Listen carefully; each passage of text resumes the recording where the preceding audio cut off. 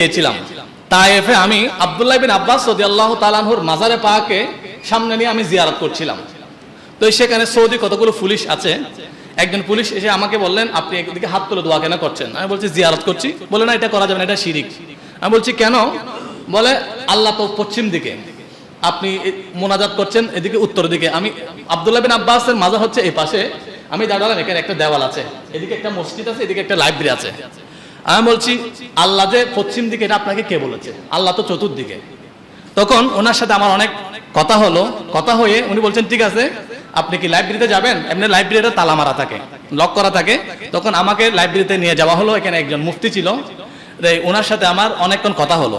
এই যে আমি জিয়ারত করছি, আমি বলছি আমি আপনার সাথে কথা বলছি, এখন আমি আপনাদের সাথে কথা বলছি। জিয়ারত মানে সাক্ষাৎ করা। এই যে আমি যদি আপনাদের যদি এখানে যদি আমি মুখটা না দিই, আমি যদি এভাবে পিছন দিয়ে কথা বলি, আপনারা আমাকে কি রাখবেন? এটা কি আপনাদের কথা বলার আদব হবে? আমি আপনাদের সাথে কথা বলছি, আমি মুখোমুখি কথা বলবো। আমি যদি পিছ দিয়ে এভাবে কথা বলি, তাহলে এটা কথা বলার আদব না। তো জিয়ারত মানে সাক্ষাৎ করা। ওনার সাথে আমার অনেক কথা হলো। আমি বলছি আল্লাহ তো এদিকেও আছেন, এদিকেও আছেন, এদিকে আছেন। আমি ওনার সাথে জিয়ারত করছি মানে কথা বলছি, আমি ওনার মুখোমুখি কথা বলছি। আমরা যখন মিম্বারে দাঁড়িয়ে দোয়া করি, আল্লাহুম্মা আইজ্জিল ইসলাম ওয়াল মুসলিমিন, কোন দিকে দাঁড়িয়ে করি?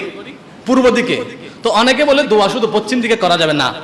আইনামা তুওয়াল্লু ফাসাম্মা ওয়াজহুল্লাহ, আপনি যেদিকে ফিরে দোয়া করেন না কেন, দোয়া করছেন কার কাছে? আল্লাহর কাছে। তো ওইটা যখন হলো, এরপরে উনি আমাকে ওনার লিখিত কিছু কিতাব দিয়েছেন এই কোরআনুল কারীমের উপরে। তো উনি আমাকে যে কথাগুলো বললেন, উনি বাংলাদেশের প্রশংসা করতে গিয়ে যে কথাটা বললেন, বলে বাংলাদেশ ছোট হোক, দরিদ্র হোক, যেমন হোক, কিন্তু প্রত্যেক বছর বাংলাদেশ থেকে সর্বশ্রেষ্ঠ হাফেজ কোরআন বের হয়। একজন তায়েফ আব্দুল্লাহ বিন আব্বাস রাদিয়াল্লাহু তাআলা আনহু মসজিদের খতিব আমাকে এই কথাটা বলছেন। ওনার সাথে আমার অনেক, এটা ভিডিও আছে, অনেকক্ষণ কথা হলো, অনেকক্ষণ মুনাজারার মতো হলো, মানে তর্কাতর্কি হলো। উনি বলছেন এগুলো করবেন, আমি বলছি এগুলো কোরআনে আছে, যেগুলো করছি। আমি অনেকক্ষণ বলছি, তো উনি অনেক খুশি হয়েছে, বলছে ঠিক আছে, একজন আলেম আসছেন, আপনাকে আমার পক্ষ থেকে ওনার লিখিত কিতাব ছিল, এগুলো আমাকে উপহার দিয়েছে।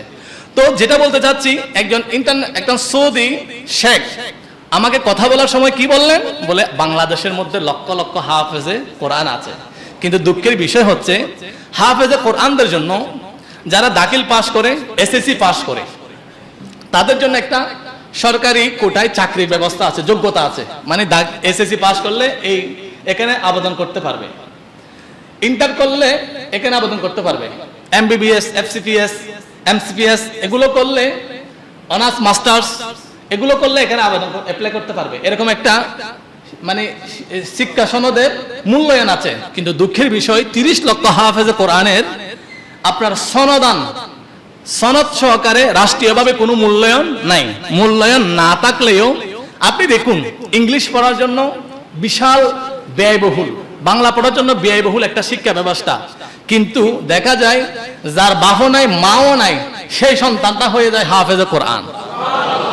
আপনি কি মনে করছেন এটা মামুলি ব্যাপার? আরে না, এটা কি? এটা কোরআন বলে দিচ্ছে, ইন্না নাহনু নাযালনা যিকরা ওয়া ইন্না লাহু লাহাফিজুন। বান্দা, তোমার মাও না থাকতে পারে, বাবাও না থাকতে পারে, কিন্তু এই কোরআনকে আমি হেফাজত করব। আর আমি হেফাজত করার জন্য, আমি হেফাজত করার কারণে, যদিও বা তোমরা এই কোরআনের বিরোধিতা করো, কোরআনের সনদ না দাও, কোরআন যারা পড়েন তাদেরকে শিক্ষিত না বলো, কিন্তু আমি আল্লাহ তাদের অন্তরের মধ্যে কোরআন দিয়ে কিয়ামত পর্যন্ত এই কোরআনকে জীবিত রাখবো। এই জন্য পৃথিবীর ইতিহাসে এমন কোন বই আছে যে বইটা মুখস্থ করেছে? কিন্তু একটা বই আছে,